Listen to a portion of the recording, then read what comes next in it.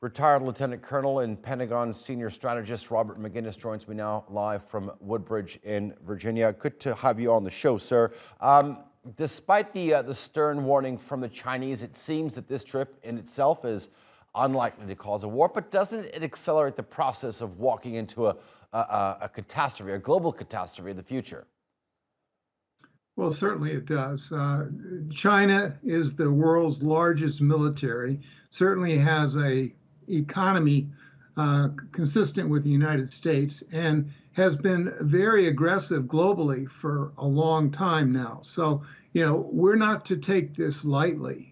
Chinese words do mean something. President Xi is about to get his third term, and he's made it very clear that one of his key priorities is returning Taiwan to the control of Beijing.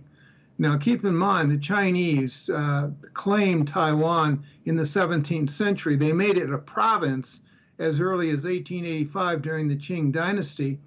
And it's interesting, all the way up until 1955, for the most part, it was either controlled by the Japanese or the Chinese. And then we went into a mutual defense treaty, and Jimmy Carter came in, as the Admiral said in your clip moments ago, in '79 and created the Taiwan Relations Act, which basically said we recognize a one China policy. Well, President Biden, unfortunately, in the last year has 3 times said we would go to the military defense of Taiwan if China attacks. That's not consistent with the Taiwan Relations Act. So, there's a lot of confusion on this whole issue. Confusion on my part, too. I mean, what does Washington have to lose by sticking to its one China policy in strategic ambiguity? Well, I think in time, President Xi is going to make good on his word, and that is he's going to take Taiwan either by force or by persuasion. And so that would send a message if we in the West that are democratic don't support the democratic Taiwan government, then that will undermine the credibility of democratic countries, whether it be Japan, Taiwan, the United States, or others, amongst its allies in the region. And so you'll begin to see people saying, well, this mutual defense treaty that Japan has with the United States isn't worth the paper it's written on. And so those are genuine concerns. And so we have to find out how do we walk this line to keep the Chinese at bay and at the same time protect the sovereignty and the independence of the Taiwanese people who have enjoyed, since 1949, a great deal of liberty. Geopolitics, as you know, has many facets, and you and I on numerous occasions have talked about Russia's attack on Ukraine. Put this into context for us in terms of timing, the message that wants to be that's been intended to be given. How much of this trip has to do with the war in Ukraine? Well, it's all related, clearly.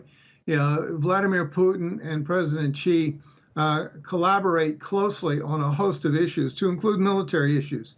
I believe back at right before the Olympics began in Beijing, that when Putin visited with Xi, he told him at the time that his intention was on the 24th of February to attack into Ukraine. And as you note, China has not condemned Russia and other countries as well. And so I do believe that they are orchestrating I suppose, a global authoritarian effort. If you consider, what China does with its Belt and Road Initiative in 140 nations and trying to, really leverage economic investment around the world, its military, which is now, really shadowing our military in the United States and other militaries around the world. This is a very different time. In 2018, I wrote a book, Alliance of Evil, which was basically China and Russia coming together, and forming an alliance against the world. And I do believe we're beginning to see that come to fruition. Colonel Maginnis, always a pleasure having you on the show and listening to your analysis. Thank you very much. Thank you.